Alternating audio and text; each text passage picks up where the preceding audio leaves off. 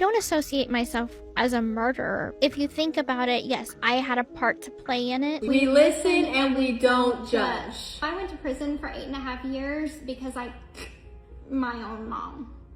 Oh my God. Hey. Gypsy Rose Blanchard walked out of a Missouri prison on December 28, 2023 after serving 8.5 years for helping plan her own mother's murder. 3 years later, she had a reality show, a Netflix documentary, 2 books, a nose job, a baby, a husband, a divorce, a restraining order, a lawsuit, and over 9 million TikTok followers cheer her on. And she was making random dance videos like nothing happened.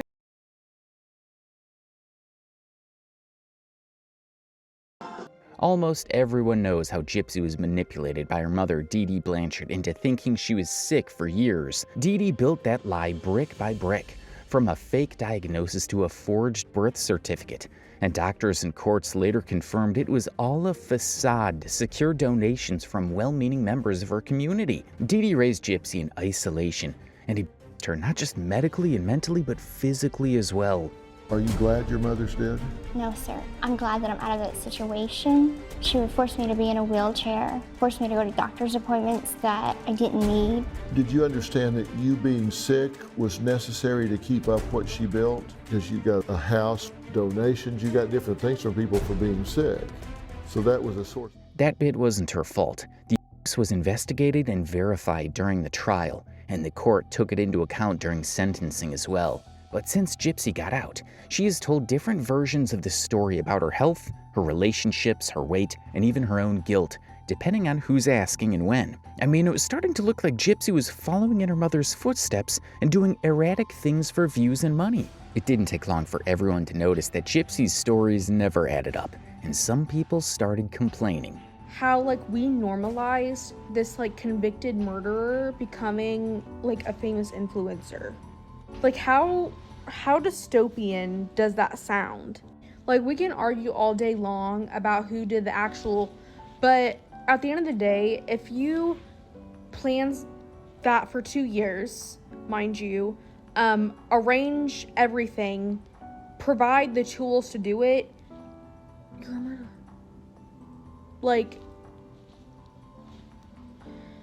It's just so crazy to me, The thing is, Gypsy saw an opportunity to monetize her unfortunate story and decided to milk it for every drop. And it's not a surprise that she started embellishing the truth. I mean, everyone on the internet knows that the crazier your story is, the more attention, views, and cash you get. Now, I've covered a lot of wild stories over the years, but this one left me feeling incredibly conflicted. I couldn't separate the Gypsy suffered in the past from the person she is today. But at the same time, I couldn't ignore some of the questionable decisions she made following the murder and long after. I'll narrate everything in this video, starting with one of her most popular TikTok flops. It happened on March 21st, 2026. Gypsy filmed a TikTok with an influencer named Natalie Reynolds for a trend called "We Listen and We Don't Judge." You've probably heard of it. You confess something messed up, and the other person just repeats, "We don't judge," with no shame, no follow-ups, and everybody moves on. Reynolds went first with a story about daring a homeless woman $20 to jump into a lake, then running off laughing when the woman said she couldn't swim. We listen and we don't judge. One time I dared a homeless woman $20 to jump into a lake, and then she said she couldn't swim, and I ran away laughing. We don't judge. Was it unhinged? Yes, but it was child's play compared to what Gypsy said. When it was Gypsy's turn, she skipped the warm-up entirely. She said she went to prison for 8.5 years because of her own mom, then made a choking sound and drew an X in the air with both hands. Reynolds gasped on camera. Gypsy leaned in and said, "Hey, we listen and we don't judge." We listen and we don't judge. I went to prison for 8.5 years because my own mom. Oh my God. Hey, we listen and we don't judge. As expected, the video blew up, racking up 14 million views within just a few days. But it wasn't the good kind of traffic or engagement. People were furious, extremely furious. One commenter said flatly there was nothing funny in it, that it was actually wrong. Another rewrote the trend's tagline against her, saying, "We listen and we call a judge." A third pointed out that Reynolds had her own recent scandal history too, joking that between the two of them, nobody involved deserved the benefit of the doubt. One particular comment stood out because it explained exactly what the problem was. The fact that Gypsy Rose Blanchard seems to make light of her mother's murder says a lot to people. It comes across like there's no real remorse, regret, or accountability. This isn't something that should ever be treated as entertainment or made to look glamorous. What makes it worse is the young audience watching. Influencing teens while presenting something this serious in a casual or trendy way isn't okay. Many feel she shouldn't be using social media like this, especially when her past actions were tied to online activity in the first place. Dee is paying for the Gypsy lifestyle from her grave. Gypsy is living off infamy and notoriety for a crime. Gypsy went into damage control almost overnight. She told Newsweek she wasn't mocking her own case, that the clip was supposed to reflect accountability and growth, and that people had misread her intentions. She gave TMZ almost the same explanation a day later, adding that this particular attempt at confronting her past head-on simply wasn't received the way she and Reynolds wanted. So your intention was to acknowledge a wrongdoing from the past. Yes. Now looking back, can you see why some people felt it crossed the line? I can, especially with me particularly. I understand that my audience has always followed my journey because they like to see me grow. And so usually I think I could bank on my audience receiving things very well. But I'm not the type of person to be very in your face about my past. So this is like the first time that I tried something different and a head-on approach. But no one was buying it, and even TMZ faced backlash for giving her a platform. That wasn't accountability. She was smiling and making a joke of it. Why even give her a platform to spread more misinformation? TMZ, why haven't you reported any of the misinformation that was spread before her FOIA documents and the evidence that was sealed while she was in jail? Why isn't that ever covered? You even gave her excuses? She already played this game a year ago on Kale Lowry's podcast and didn't mention anything about the murder she committed. So how is that any kind of excuse? She rage-baited and joked about what she did to her own mother point blank. Reynolds wasn't any help either. When the backlash started, she posted that critics were just jealous that the two of them were celebrities living their best lives and told people to go find the block button if they didn't like it. I'm here to apologize for the horrible video I posted with Gypsy Rose. I recently posted a We Listen and We Don't Judge video with Gypsy, and I regret absolutely nothing we said in that video. Everyone is trying to make me and Gypsy seem so horrible in that video when all we did was take accountability for our past actions. You guys need to learn to move on and accept that everybody makes mistakes, nobody's perfect, and Gypsy already did her time in jail. Yeah, nothing de-escalates an internet pylon quite like saying people are just envious of you joking about a murder. I should also point out that Reynolds herself wasn't the internet's favorite at the time, because everyone was still pissed at her for what she did to that woman at the lake. So we had two people with damaged reputations doing a we don't judge trend together. This wasn't an act of vulnerability, it was a business arrangement, an extremely insensitive one at that. As one person put it, she should be banned from all social media platforms and from being able to profit from the crime she committed.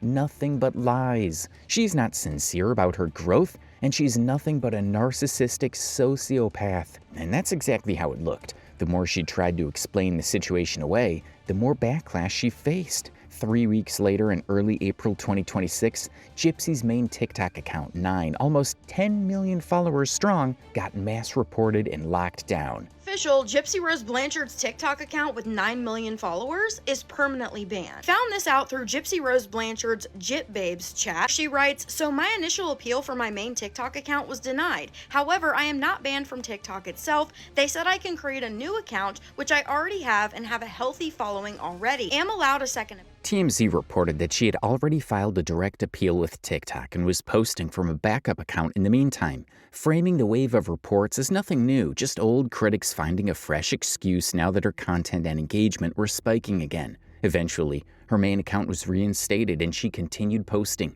but this time she turned off the comments. I guess she got tired of people calling her out. The thing is, this wasn't the first time Gypsy was saying something problematic. Way back in September 2024, Gypsy sat down for an episode of The Vile Files, a relationship podcast hosted by former Bachelor star Nick Vile. The conversation eventually gravitated towards her conviction, and she said the sentence that basically wrote this video's headline for the audience. She told Vile she didn't associate herself with the word murderer, that she'd asked her then-boyfriend, Nicholas Scottijan, for help, and that he was the one who physically carried out the killing, not her.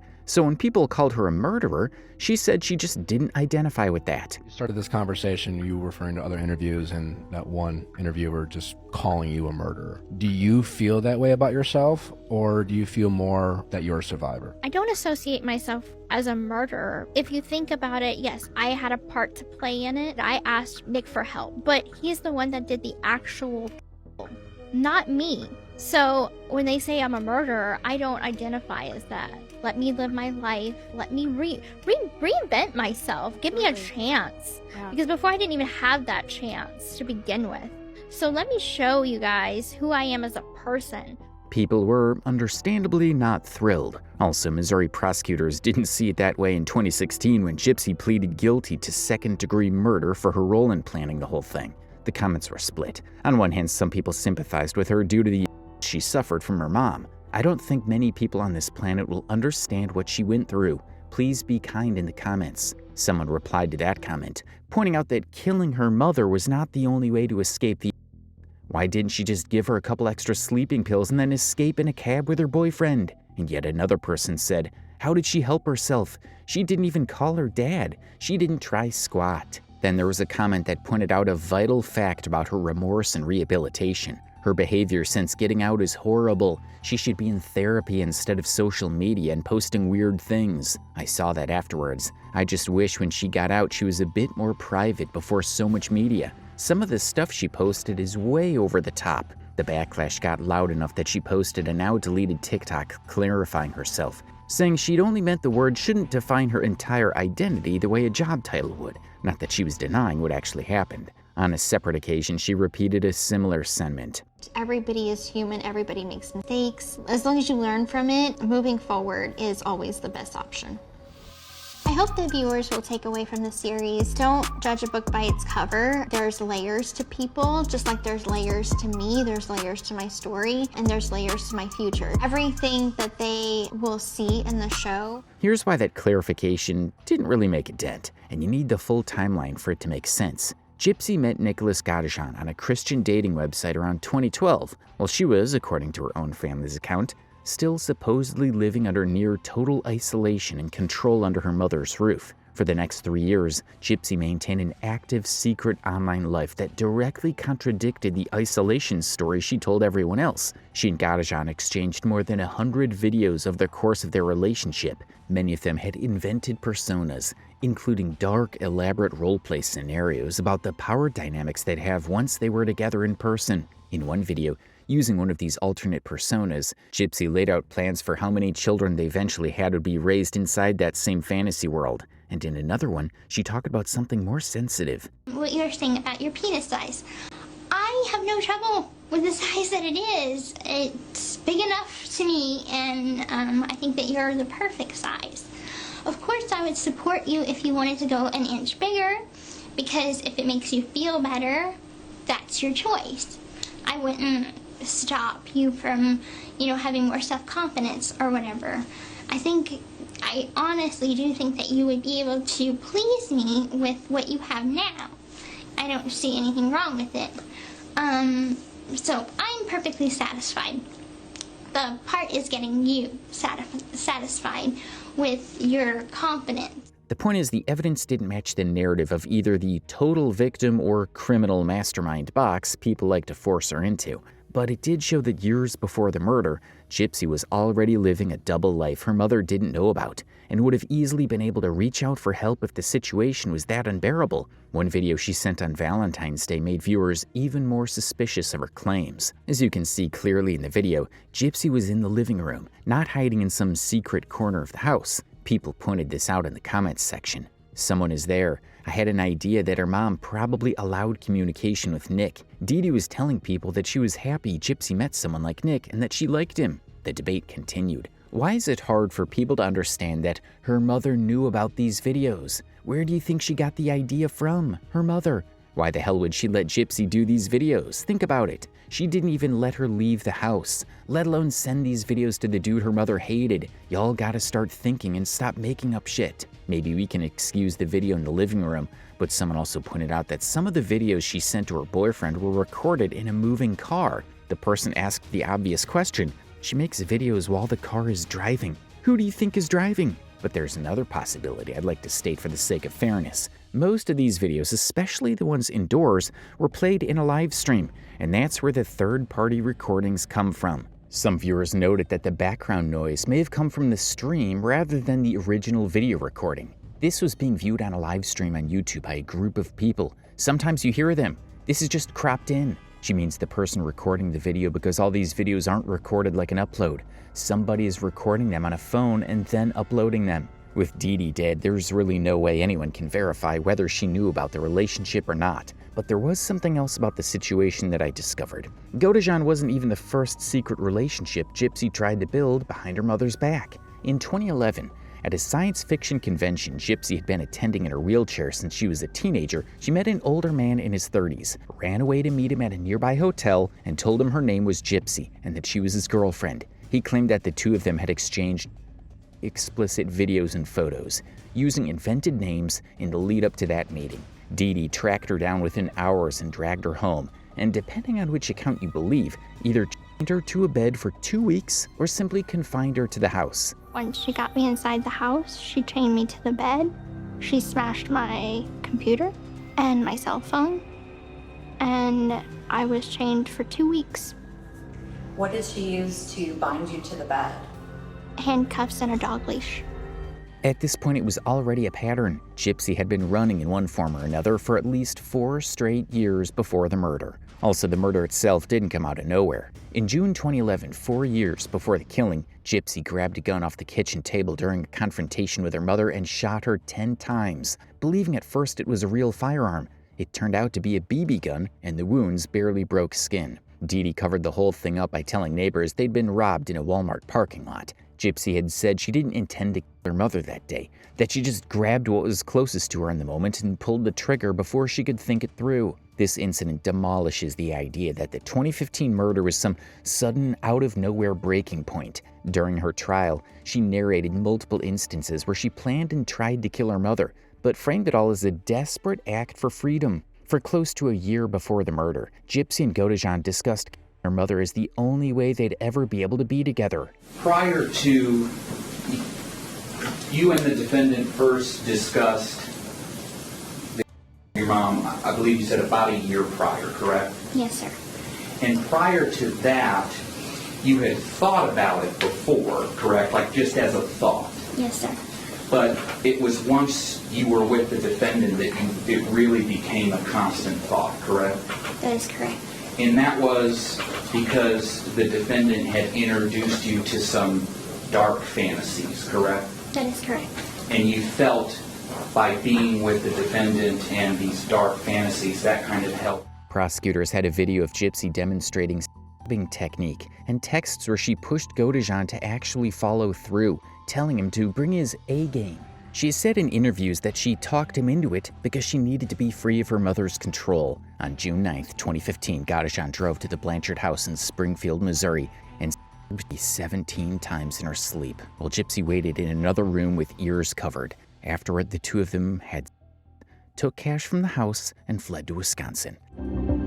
I heard her scream once, and there was more screaming, but not like the kind in a horror film. Just like a startled scream. And she asked, who was it that was in the bedroom? And she called out to my name about 3 or 4 times. And at that point, I wanted to go help her so bad, but I was so afraid to get up. It's like my body wouldn't move. Gypsy posted from her dead mother's own Facebook account, writing that bitch is dead, apparently to make sure somebody found the body. Police caught up with them days later in Wisconsin. When word got back to Springfield that Gypsy had been found safe, the county sheriff at the time, Jim Arnott, gave reporters a warning that turned out to be more accurate than he probably realized at the moment. Things, he said, are not always how they appear. Within days, investigators confirmed Gypsy had never been sick a day in her life and had always been able to walk, and Arnott publicly urged people to stop donating money to the family until the full extent of the fraud was investigated. The trial followed, and she eventually got sentenced to 10 years, but was released after 8.5 years. Now that you have the full picture of what happened that day, I'd like to go back to focusing on what she's been up to since her release. Gypsy's been living a rather public life. She got in and out of relationships and finally had a baby with Ken Urker. Pin that name because it'll come up again in a few minutes. By early 2025, a few months after giving birth to her daughter Aurora, Gypsy had visibly slimmed down and started addressing it online. She said her weight loss journey started once she got out of prison. She claimed she was eating smaller portions twice a day instead of the food she'd been served behind bars. It was a simple, deliberate, and active choice she made. A lot of people ask me how I lost so much weight, and I really haven't done anything different. I think people need to remember that I got out of prison at a weight of 145, and I'm 4'11". And okay, so going into prison, I went in at roughly 100 pounds, and spent eight and a half years in prison, only eating junk food off of commissary, which consisted of chips, cookies, commissary food. So what we would consider junk food, snack food, is our regular food in prison. Fans didn't fully buy it. Ozempic and Wegovy speculation followed her everywhere, the way it follows basically every public figure who loses weight quickly these days. Not her acting like we don't know it was Ozempic. As someone who took Ozempic, I saw her post, and I said immediately, she is taking Ozempic. In January 2026, she denied it directly on her Instagram stories, then told People magazine that same month she'd gained very little during pregnancy and had never used any weight loss medication. So, of course, throughout my pregnancy, I was eating better because I was not eating the prison food anymore. And so, the weight started to fall off me, even though I was pregnant, and most people gain weight when they're pregnant. I was losing the weight because I was losing that prison weight, and stabilizing my... Then March 2026 happened. She posted a video of herself stepping onto a scale, the readout showing 108.2 pounds. The camera panning down to show off a toned stomach. The caption said her weight loss came from life circumstances, that she didn't follow a workout routine, didn't limit her diet, didn't use GLP-1, and honestly wasn't sure how it had happened at all. Her caption was, "From a size large to a size extra small. I don't have an exercise routine, though I'd love one. I don't limit my diet, and I don't use GLP-1. I just am who I am." People didn't like the fact that she kept changing the story regarding her weight loss, and videos started popping up about it with captions like, "The contradicting queen is at it again." Workout routine. I don't have one.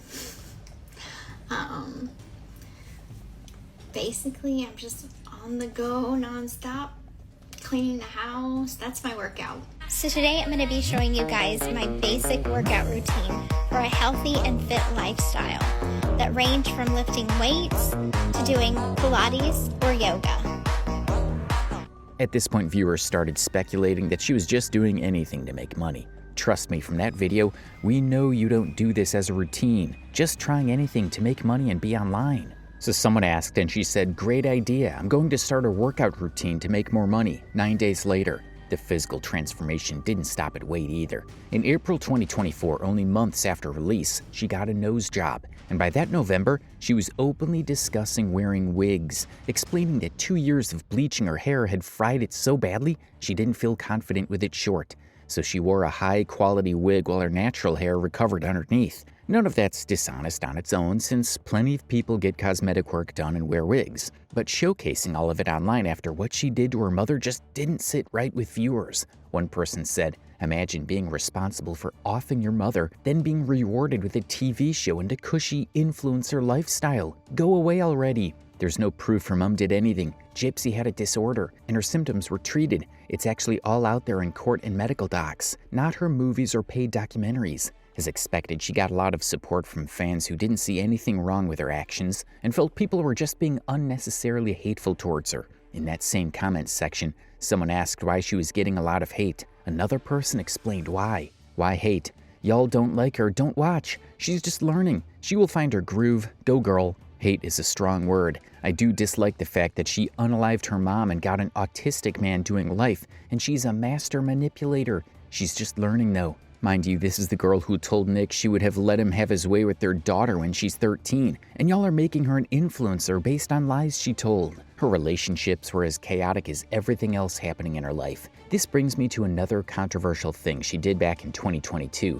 Gypsy married Ryan Scott Anderson, a Louisiana special education teacher, on July 21st, 2022, while she was still incarcerated. The relationship had actually started back in 2020, during COVID, while she was still behind bars. They exchanged hundreds of letters sent through a prison pen pal program and got married before she was released. Anderson picked her up from prison in person on the day of her release, helped her get settled into the real world, and 3 months later, it was over. On March 28, 2024, Gypsy posted on Facebook that she and Anderson were separating, that she's moved in with her father and stepmother, and that she needed time to figure out who she was. People have been asking what is going on in my life. Unfortunately, my husband and I are going through a separation, and I moved into my parents' home down the bayou.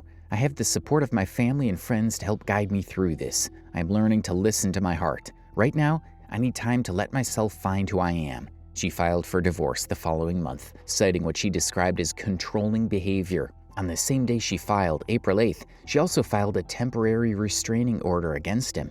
Court documents said she was not at fault for the marriage falling apart and requested spousal support, despite having an estimated net worth of about $3 million, and the fact that the couple had never signed a prenuptial agreement, meaning everything either of them had earned during the marriage was legally up for a 50-50 split regardless. According to sources close to Gypsy, Anderson allegedly got in her face and screamed, which Gypsy reportedly found frightening given her history with her mother, even though he never actually hit her. Anderson never formally contested the restraining order in court, but he did post publicly on Instagram, promising fans they'd see what really happened once the docuseries aired. Less than a month after that divorce filing, in late April 2024, Gypsy moved on with a completely different man, Ken Urker, her baby's daddy. The two of them actually went back years. Urker first reached out to Gypsy in 2017 as a pen pal after watching the HBO documentary Mommy, Dead and Dearest. The two grew close through letters and prison visits, and he proposed to her in person during a 2018 visit,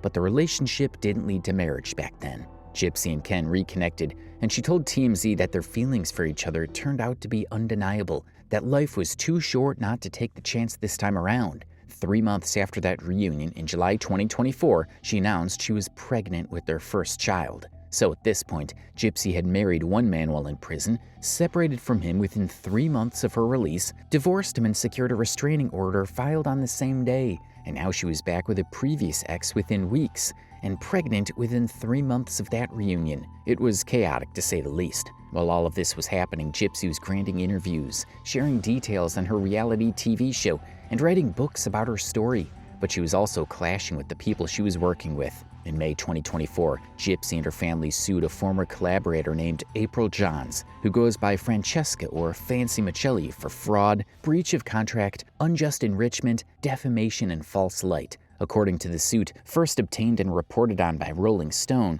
the relationship went back to 2017, when Gypsy was still in prison, and Michelli, presenting herself as an up-and-coming producer running her own company called Mad Ginger Entertainment, she secured a life rights deal to develop media projects based on Gypsy's story. In exchange, the Blanchard family says they handed over interviews, private medical records, family photos, crime scene photos, and court transcripts. Unfortunately, the partnership collapsed in 2019, according to the suit, after Michelli allegedly failed to land any real media deal and grew hostile about Gypsy's on-again relationship with Ken Urker, which, if we're being honest, was none of her business. The family cut ties. Michelli, the lawsuit claims, kept making content about Gypsy anyway, and that content grew sharper and more frequent right around her parole in late 2023. Some of it posted to monetized or subscription-based platforms. Michelli allegedly said she wanted to dig into the case enough to make Gypsy look bad and deliberately cast doubt on the Munchausen by proxy diagnosis at the center of the case. She also allegedly told someone that Gypsy's stepmother had effectively sold the family on the whole framework. While that case was on, something else was happening underground, and it all started with Dancing with the Stars. In January 2024, barely weeks after her release, Gypsy laughed off the idea of starring in Dancing with the Stars to The Hollywood Reporter. She said she couldn't dance and had no rhythm, though she left the door cracked wide open for future opportunities. In June 2025, on Tori Spelling's Misspelling podcast, Gypsy said something almost identical, admitting she felt like she wasn't talented at anything and had never actually pushed herself forward for reality competition shows, always choosing projects centered on her own story instead. You actually stated, I am not a celebrity. You said I am a trauma survivor. I get so many comments and messages constantly saying, you're just out there for fame. And so that couldn't be further from the truth. I was still sitting in prison when I was being talked about all over the internet. I had no control over that. So I was the last person to know that I was well known in the public eye. I went shoe shopping the day of my release, and there was a man that was outside the shoe store snapping photos of me. To be fair, the show has a habit of casting controversial people, from Tanya Harding to Ryan Lochte to Teresa Giudice, a convicted tax evader, to Anna Delvey, the con artist who scammed New York's elite and still landed a season. Fast forward to February 2026, Gypsy posted her own choreographed dance video to Instagram, and when a fan suggested she belonged on the show, she replied that if they'd cast Anna Delvey, surely they would cast her too. Tori Spelling, who'd competed on the same season as Delvey, later offered to personally text the show's producers about casting Gypsy for an upcoming season. It just seemed like Gypsy's own words repeatedly conflicted with her actions. In one clip, she's saying she doesn't want to be in the spotlight, and in the same breath, she's auditioning for gigs that'll put her in the spotlight. Which is it? As of 2026, Gypsy is still posting regularly on social media, but she has her comments permanently turned off.